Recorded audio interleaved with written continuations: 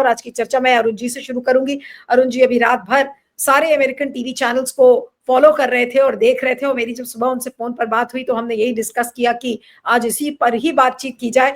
तो अरुण जी, क्या लग रहा है कि क्या अभी भी ये जो सोशल मीडिया पर जो ये एक तमाशा खड़ा हो गया है, इस तमाशे की मेन वजह कौन है? इसमें दोषी हम किसको बोलेंगे? डोनाल्ड ट्रंप को बोलेंगे या इलॉन मस्क, या फिर सोशल मीडिया आज इसके लिए जिम्मेदार है?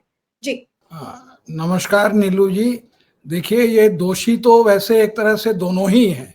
ये लड़ाई है सत्ता की और पैसे की। तो जब तक पैसा और सत्ता एक साथ रहता है तो एक दूसरे की मदद करता है। दे मतलब कि एक सिक्के के ये दो पहलू हैं।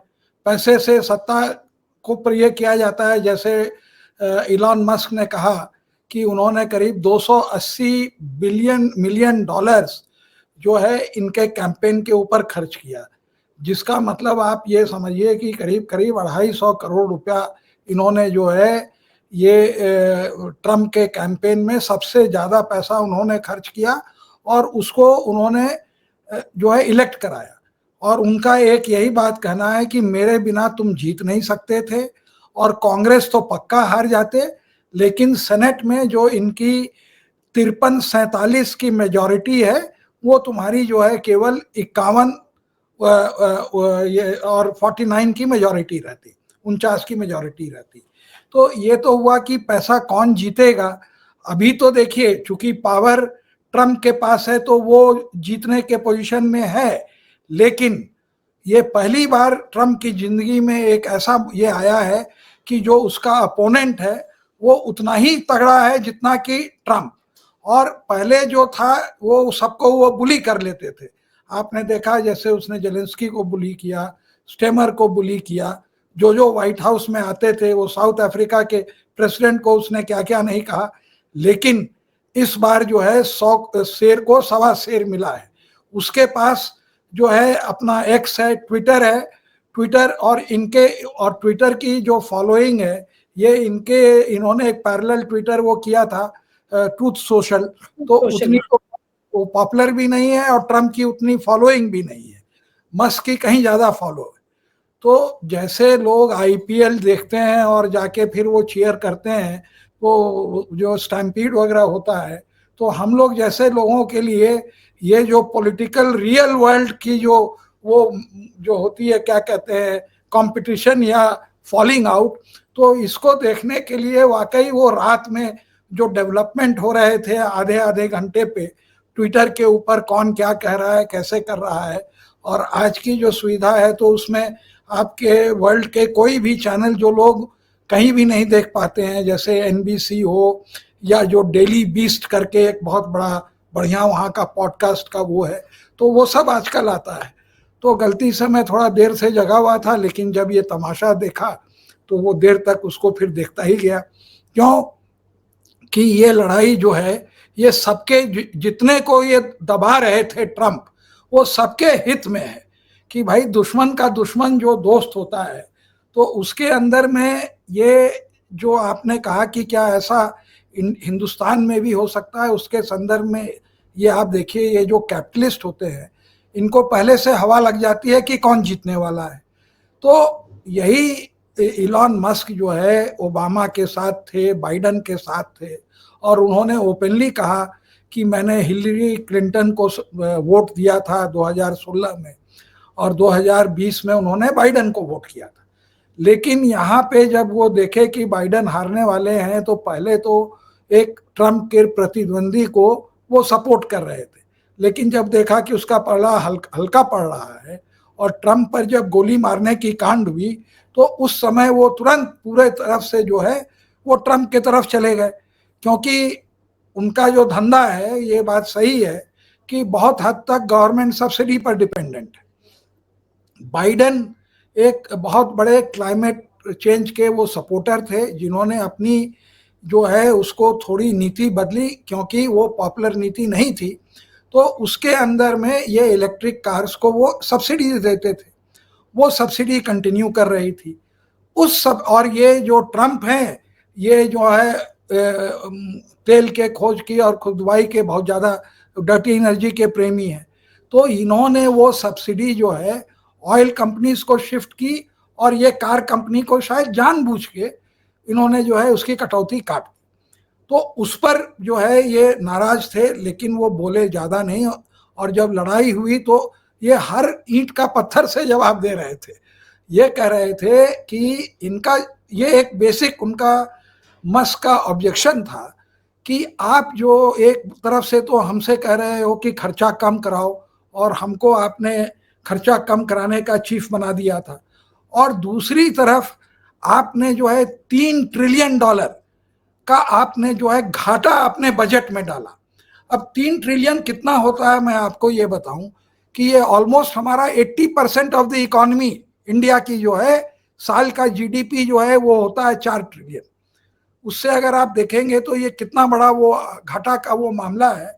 तो इसके ऊपर पूरे अमेरिका में चर्चा हो रही है। इस बात की नहीं चर्चा हो रही है कि ये घाटा बहुत ज़्यादा है, इस बात की चर्चा हो रही है कि ये घाटा है ही नहीं।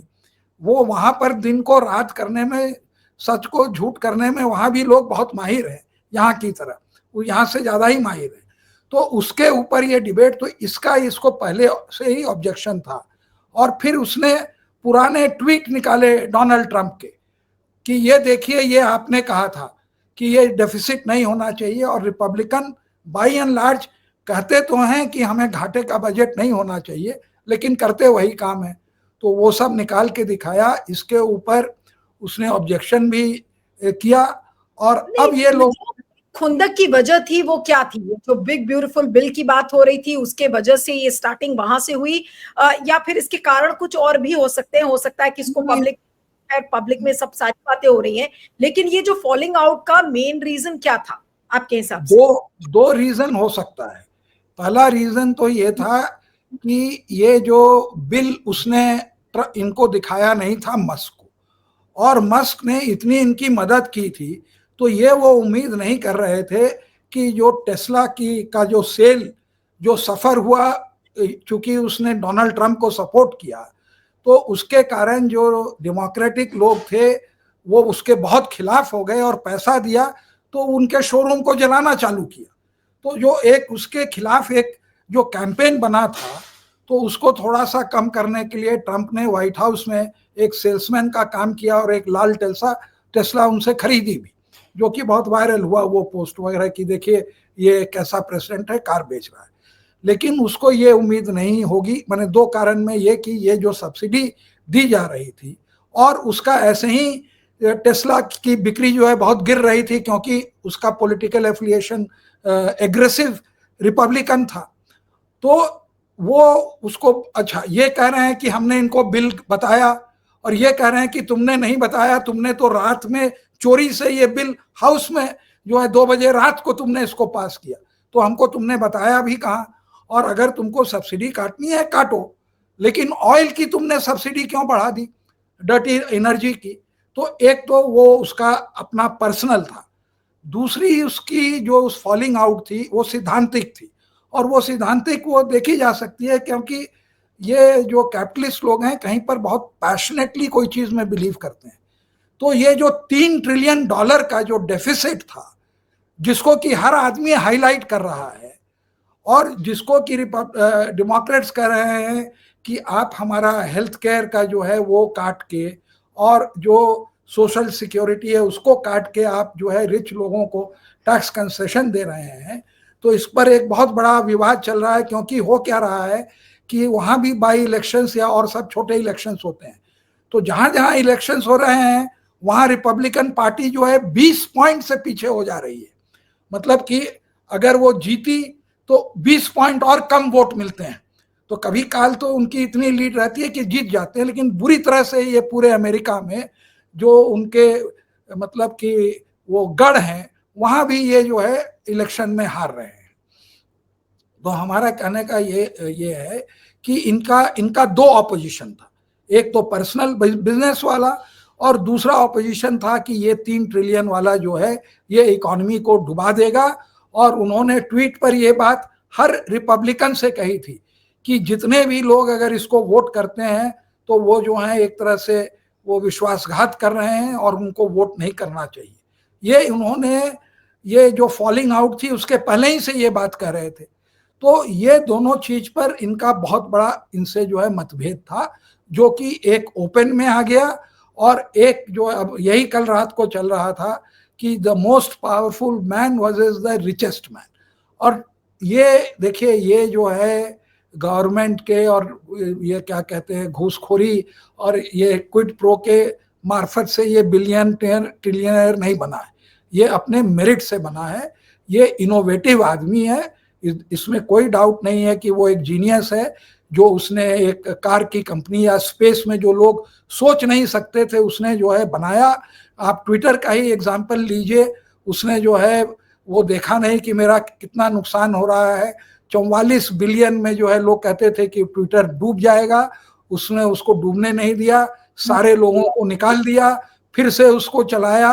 अब वो एड और फ्रीडम देके, नहीं, लेकिन क्योंकि आज जब जब से ये पूरा जो ये विवाद हुआ डोनाल्ड ट्रंप और इलॉन मस्क के बीच में सोशल मीडिया पर, आपने देखा कि टेस्ला के शेयर्स भी गिर गए हैं और डोनाल्ड ट्रंप की जो इलॉन मस्क की कंपनीज है उसके शेयर्स भी गिर गए हैं, जो उसकी वैल्यू है। लेकिन अब ये जो पूरी लड़ाई है ये कहाँ, और क्या ये और ज्यादा बद से बदतर होती हुई जा रही है? इसकी शक्ल क्या होगी इस लड़ाई में? और इसमें सबसे ज्यादा जो नुकसान है वो क्या अमेरिकन इकोनॉमी को नुकसान होता हुआ नहीं नजर आ रहा है? कहीं ना कहीं क्या कुछ ज्यादा ही नजदीक हो गए थे डोनाल्ड ट्रंप और इलॉन मस्क, और शायद यही वजह है कि भाई इतने सारे एक दूसरे के राज जानते थे कि आज उन दोनों को कोई हिचकिचाहट नहीं हो रही है उन राज को सोशल मीडिया पर एक दूसरे के खिलाफ वायरल करने की। कहीं तो एक प्रिंसिपल ऑफ सीक्रेसी, एक प्रिंसिपल ऑफ इंटेग्रिटी, कोई भी चीज इस समय नजर नहीं आ रही है दोनों के बीच में। कोई कुछ भी, अगर वो एप्स्टीन फाइल्स बोल रहे हैं तो वो ये कह रहे हैं कि भाई हम अपना स्पेस ड्रैगन वाला जो हमारा प्रोजेक्ट है वो हम विड्रॉ कर लेंगे, बिना सोचे समझे कि वो अमेरिकन इकोनॉमी के लिए कितना महत्व रखता है, क्या हो सकता है इकोनॉमी का। तो ये जो सोशल मीडिया पर जिस तरीके की ये तू तड़ाक जो शुरू हुई है, इसका जो एक लॉन्ग टर्म इफेक्ट है, दोनों की रिलेशनशिप तो छोड़ दीजिए, बट अमेरिका पर इसका क्या असर पड़ेगा और लोग इसको किस तरह से देखेंगे? जी देखिए, दो बातें। एक तो है कि ट्रम्प का भी शेयर जो है ट्रूथ सोशल वाला, जो कि ट्विटर का इक्विवेलेंट है, वो भी बहुत जोर गिरा है। और ये पहली बार नहीं हुआ है। तो ये इलॉन मस्क तो ऐसा है कि ये दोनों जन नार्सिसिस्ट है। हाँ, अपने को वो सेल्फ राइटियस समझते हैं कि जो मैं सोचता हूँ वही सही है। और ये जो है हर पैसे वाले के साथ ये जो आप देखते हैं, ये इस तरह का वो एक मेगालोमीनियक होता है। वो वहाँ पर ट्रम्प मस्क हो और यहाँ पर अंबानी और अडानी हो, आप उनको कोई भी एडवाइस, उनको जो समझ में आएगा वही करेंगे।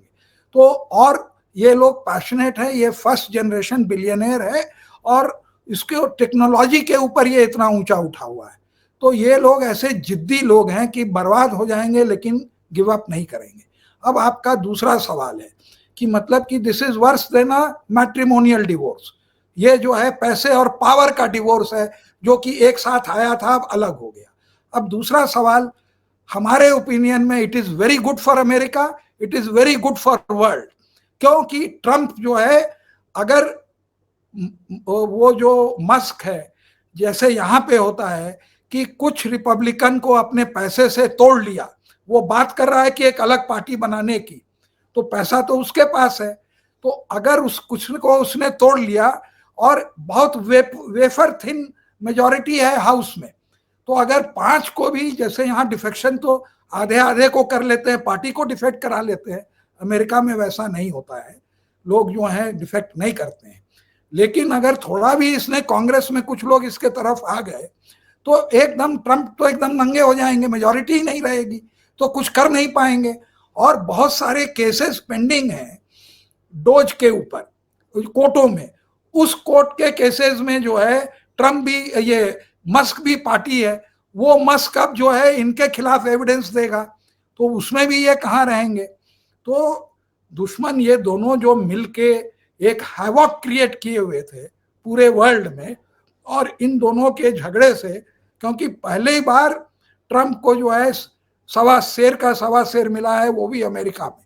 आज तक ऐसा उनको कोई प्रतिबंधी नहीं मिला था जिसको कि वो जो है ओवरकम नहीं कर सकते थे। बाकी सब लोग सरेंडर करने को तैयार थे। हर एक कैपिटलिस्ट आप देखे होंगे, खाली बिल गेट्स को छोड़ के हर एक आदमी उस कमरे में था जब वो जीता था, जितने भी टेक वाले लोग थे। तो अब जो ये सवाल उठता है कि ये हर तरह से पूरे देश के, मतलब कि अमेरिका के ही भी हित में है और ये वर्ल्ड के भी हित में है कि ये जो ट्रम्प का जो वो बेलगाम घोड़ा चल रहा था कि हम जो बोले वही होता जाए और करते जाए और जाति किए जा रहे थे, केओस फैलाया हुआ था, वो जो है अब इसके बाद से काफी कम होगा। और एक बात उसने और कही कि ट्रम्प तो केवल 3.5 साल के लिए है, मैं अभी 30-40 साल के लिए हूं, तो ये कोई भूले नहीं। तो इसका भी एक वो था कि दूर तक जो है इसका कुछ ना कुछ ये होगा इंजाम।